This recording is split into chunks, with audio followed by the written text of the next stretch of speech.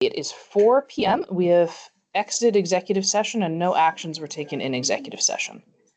So next on the agenda is the 2023 and 2024 audits. So Lynn, would you like to give the update as to where we are in 2023?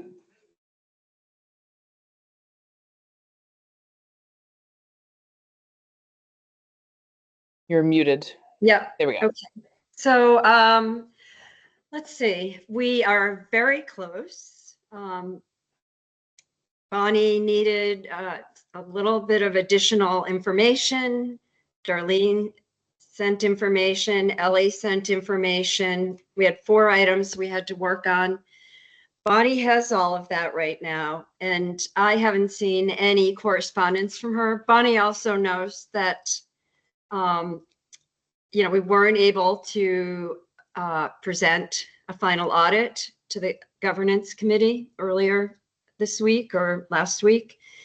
And that Bonnie was under the impression that we were going to present that on June 10th. So I have asked Bonnie to get a draft to us by May 24th, if possible. So we have a couple of weeks to look. And she didn't say no to that. She did say, yes, we'll have an audited report for June 10th. If she had everything she needed, she has everything she needs now. And she was working on it. We know she was working on it. So I will follow up with her to just ask, you have everything that I'm aware of, Ellie, because you sent her what she needed, correct? Yeah, did you see the emails of last night and this morning, yesterday and this morning, Lynn? Oh, no. Okay. But yeah, I mean, it's basically further to that. She asked for some things last week and Darlene got back to her, I got back to her, and then she asked a couple more things yesterday morning, and I was in meetings all day, but I got back some yesterday evening and some this morning. Okay. So she's actively working on it, and yeah, she has some urgency around it, and she's specifically requested us that we provide rapid turnaround. Okay. So I think it's all very encouraging. Yeah, I'm but sorry, yeah, I didn't see those emails.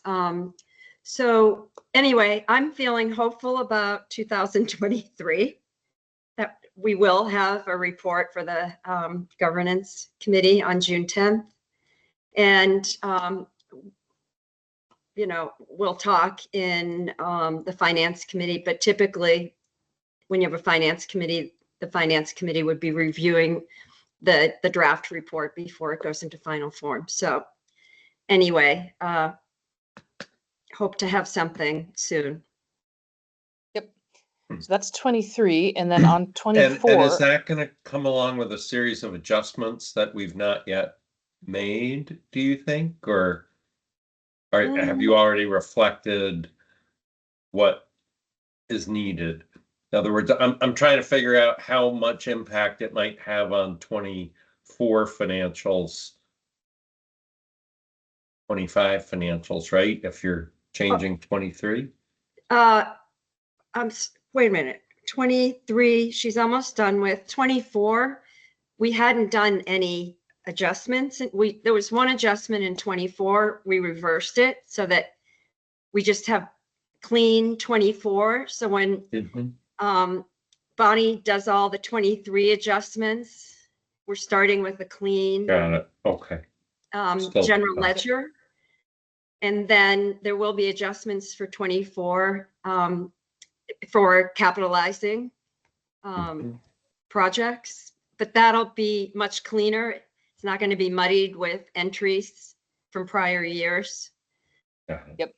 Yep. So, and as Lynn said, we now know the exact procedure to follow to give Bonnie the information in the format that she can rapidly review it. Right. So I think 24 should be a much smoother experience. It's my hope. Yep. There's also a lot fewer invoices, so that helps. So there's about 400 different invoices, most of which are Syracuse construction invoices, which isn't really very hard. It's just work to go through and categorize them because again, you have on there, you have labor, you have materials, and then we also have on each of the Syracuse invoices the the description of the work, which enables us to figure out how much cable of each sort was used on that invoice, if any. And slicing invoices, for example, have none. So anyway, I'm going through it. There's 400 invoices. I've done all the pre-construction ones, and I'm steadily chunking through the construction ones. But I didn't want to be sending this to Darlene until we're done with 23, because I want everyone focused on one thing at a time. Mm-hmm. Yeah. And Bonnie is aware that we're eager to jump into the audit for 2024. Yeah, because I mean, that's just the asset capitalization I've gotten started on. But I mean, Lynn did ask Bonnie some weeks ago, and obviously we all want Bonnie, the same as Darlene, focused on 23 before we get to 24. But Lynn did ask Bonnie to please send over the list of materials and requests that she's going to want from us in order to get started. Sai is smiling because she knows that whole list. All the I internal have that list controls from and last year and have started gathering a lot of stuff together for you, Lynn, just so Okay. that you'll have it at your fingertips and not have to fool with it later. And we can talk about that further, but yeah, I know a lot of what she's going to ask for, so. Yeah, I mean, the list is typically the same year after year. I've just never seen the list, so I don't know what it is Yep. she wants. But anyway, we're on it. thank you. And yeah. Are we satisfied with this process? Do we want to preemptively start looking for another auditor or something like that? I know that we're all Steve. expecting the best in 2024. Steve, We're in, We still haven't seen just a reminder that we're in open session. well, I would say, I mean, I'm not satisfied with this, but my reasons for lack of satisfaction are internal and not external. And I think we did also previously discuss that as a matter of practice, after 24, it's time to put out for bid again. Mhm. Yeah. So that's for later this year. Okay, I'm going to move us on. Next item is delegate participation policy. Shannon, do you want to cover this? Sure. So in your packet is an updated participation policy, and I can share it on the screen if anybody wants to see it. Basically, at the governing board meeting, we received some comments, and then after the governing board meeting, got some of those in writing, most of them having to do with inclusion of alternates and what their role is. So I tried to incorporate as many of those changes that made sense and tried to reword them in ways that made sense. Our next step is to put this in front of the governing board at the June meeting, so there's time for more edits. And I want to be concise today because I know we're short on time. If you have anything that troubles you with it or suggestions that you think, hey, what about this?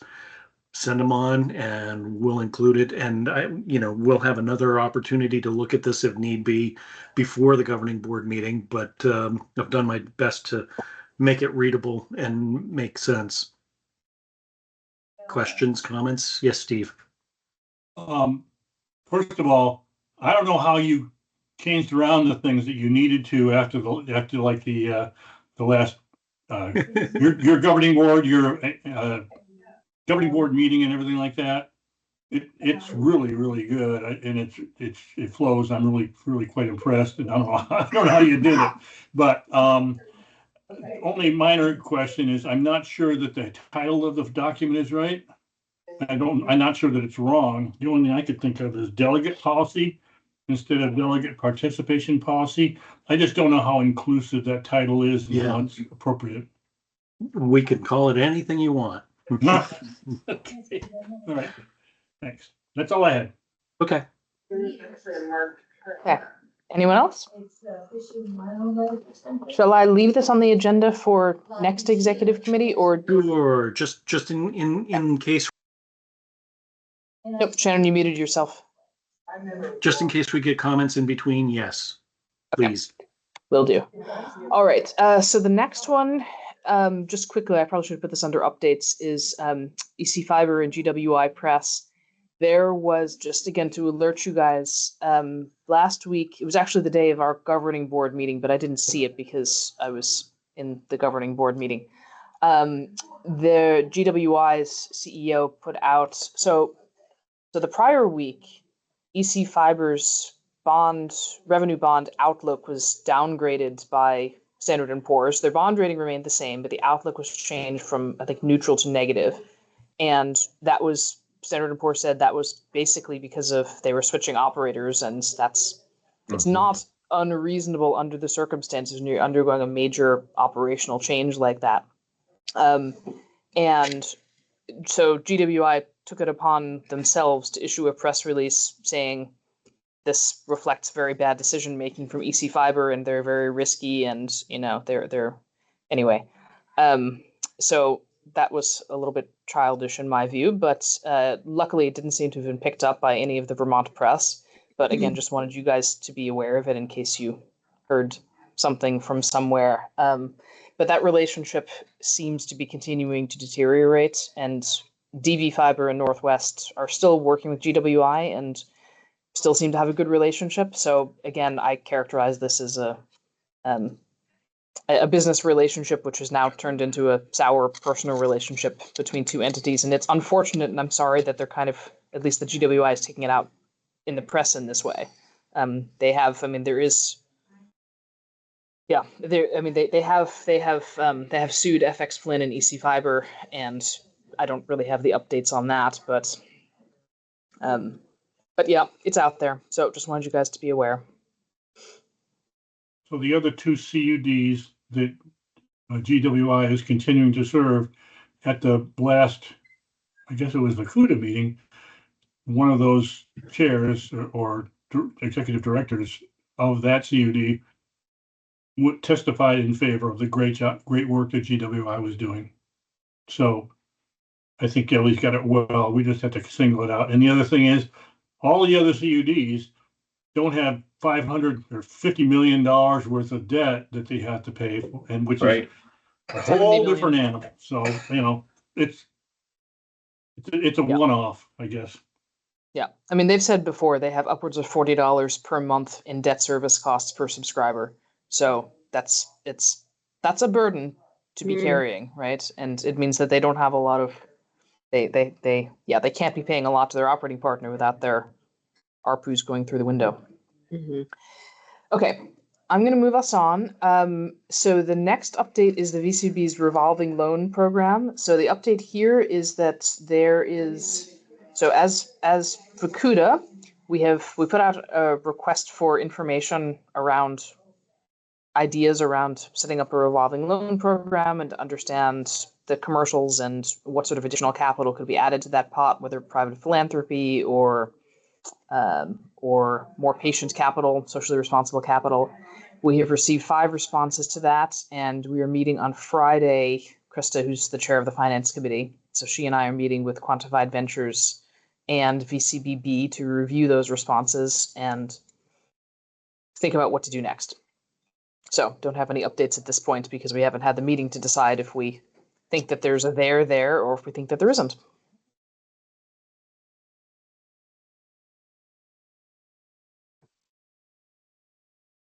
Anyone have anything they want to say or ask? Okay. So next up is the VCB's drop program. So this one has progressed from a concept into an actual request for applications, which I distributed out to all of you. I'm not sure if anyone's had a chance to read it and has any thoughts or comments on it, but I'm happy to give an overview of what's in it. The way it sounded at the VCBB meeting, Bakuda participated extensively in development of that program, and it now sounds like it is satisfactory to the CUDs. Yeah. I would characterize it. I wouldn't want to say that we participated in the development of the program because it was very much a VCBB program, but they distributed for public comment early drafts, and we provided fairly extensive commentary to make sure that the program rules were not overly prescriptive and would be easy for both parties. And I think that the end result is a good result. So basically, there's 3 things that are allowed under the program. So one is drops to mobile home parks, and it's very clear that this does not include mainline. We're not allowed to do drops. Well, I shouldn't say we're not allowed to do drops. If we fund the mainline through other sources, we're allowed to do drops, but we could apply to the program for mainline if it turns out that there's unserved or underserved addresses in that mobile home park, according to the VCUB's overbuild policy. So in our service territory, there's one mobile home park just off Route 7, which according to the FCC and Public Service Departments is 100% served by Comcast. There's a number that are in Waitsfield service territory, and they're also eligible under this program, so it may be different for them. There's another one in Middlebury we haven't built there yet, so it's really the Virgins one. So that's the first category, which I don't think is going to apply to us. The second category is for low-income individuals, which of course requires us to do outreach and have a method of validating the eligibility of low-income individuals. I've been working with NEK CV on answering the questions you guys posed the last time we met, which has not bubbled to the top in terms of being a priority, because some of them they can answer and some of them they need to meet with NECA on. So, but I am working on getting answers to that, because if that's not the way we're going to be doing low-income eligibility, we need to have another plan. So if anyone has an alternate plan, I would encourage you to reach out to me so I can be investigating that alternate plan. Mm-hmm. And then the third one is individuals who have expressed interest and have not proceeded with service due to cost reasons, which is, as you guys know, we have over 100 people sitting in our pipeline that require conduit that have not moved forward. Now, how many of those are still interested? How many of those would we actually consider to be eligible under this program? Because part of what the program requires is you can't just say, well, everyone in our pipeline we're going to fund. There needs to be some sort of controls in place to ensure that we're not funding multimillionaires with really long driveways with public funds. So that's another thing where understand the intent of the program, and whether that's with a finance committee or with some of you guys, that's something that's, part of our application needs to be how exactly are we going to define essentially middle class eligibility, right? How do we do that? Do we do that based on property value? Do we what do we do there? It's a program requirement that we look after the use of public funds and provide some limitations, but it's up to us as to how we do that and what limitations we put on. Which again, this is one of the levels of flexibility that's actually a good thing, rather than the VCB telling us how to do it, because one size does not necessarily fit all across the state. And this is distinct from income testing that we had discussed at our last meeting, and we're going to enter into that agreement with Northeast Kingdom Community Action, I think, to do that screening, right? So this is distinct, however. This is We're saying distinct. we need a different kind of test for this. Well, there's two. So the mobile home parks aside, there's three buckets. One is mobile home parks, one is low income households, and the other is households that are not necessarily low income that have not moved forward due to cost barriers. So you could sort of think of the third bucket as middle income affordability. And for the low income, they're absolutely, and I mean, I suppose I'm just thinking about it now, it's kind of funny to be separating them in that way. But I think part of it is that I'm imagining on the back end there's going to be higher priorities, because this is 6.1 million across the entire state competitive grant. So they're saying there's no minimum and no maximum. So basically we need to put in to say how much money we're requesting. And I'm imagining that on the back end, they're going to want to prioritize people who are low income. And so the more evidence that we have that people are actually low income, the more of that 6.1 million we're going to be able to justify.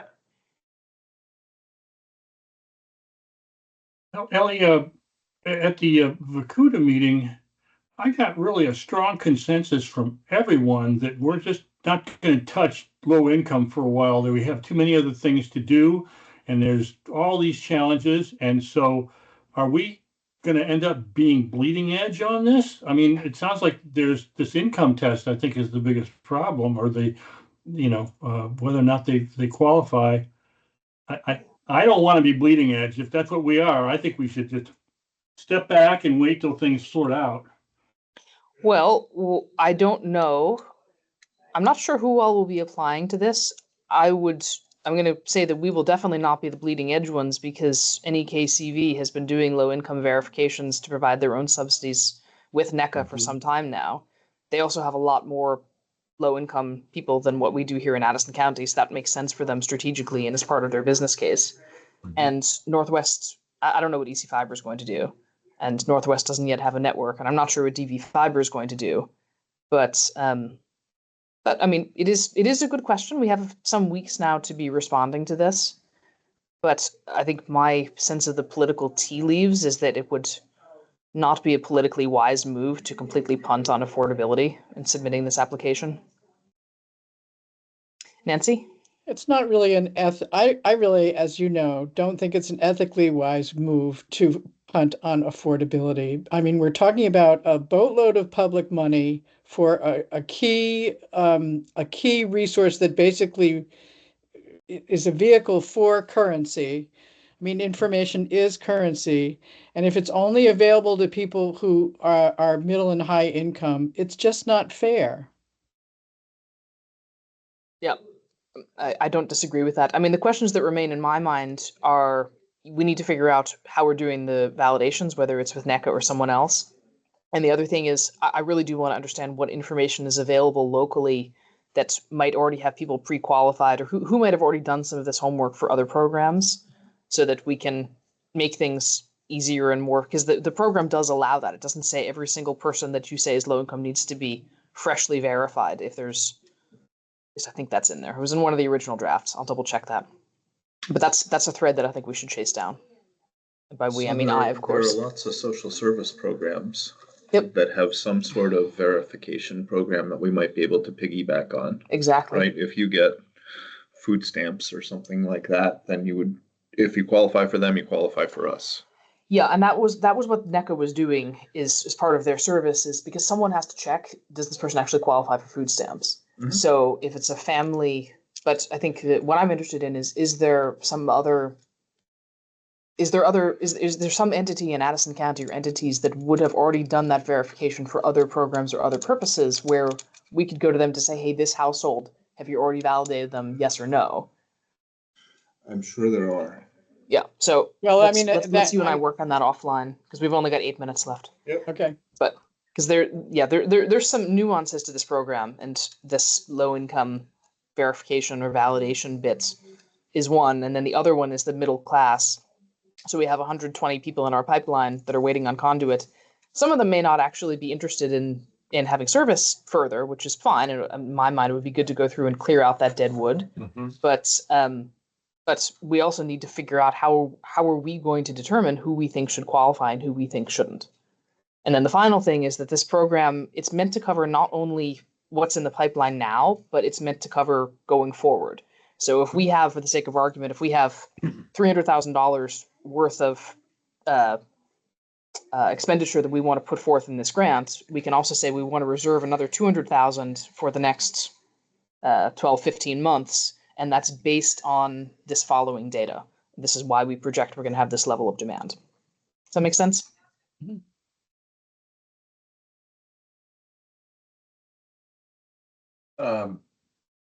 Would we be able to, in terms of weeding out who's on the list and seeing if any of those folks might be eligible for this assistance, are we able to communicate with people on the list? And is it as clear as saying, a chart, your family size is Y, if your income is below X, you qualify, and have them get a chart and then they call if they think they qualify?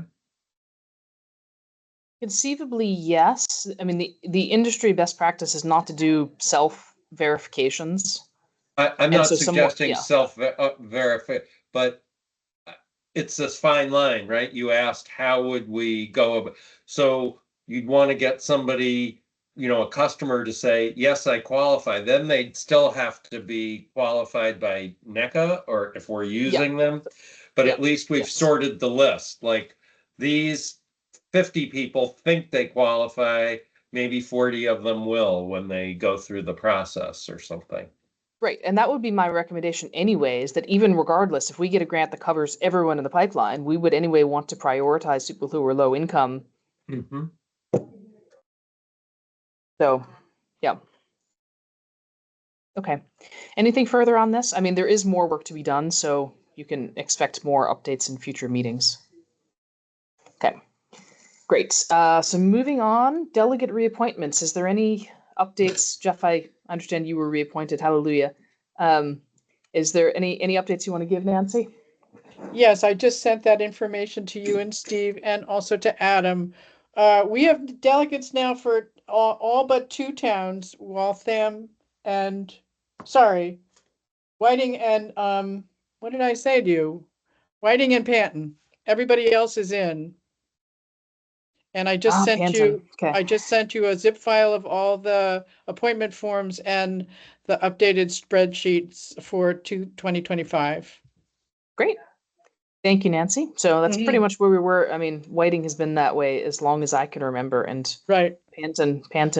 The Panton Town Clerk's pretty active. Yeah. I Yeah. would send something to the Panton Town Clerk. We have They've been already mailing been in him. touch with me, Adam, and Yeah. said we're still looking, but they haven't found Okay. anybody. So they're serious about it. Yep. Okay. All right. Well, thank you for that. Yep.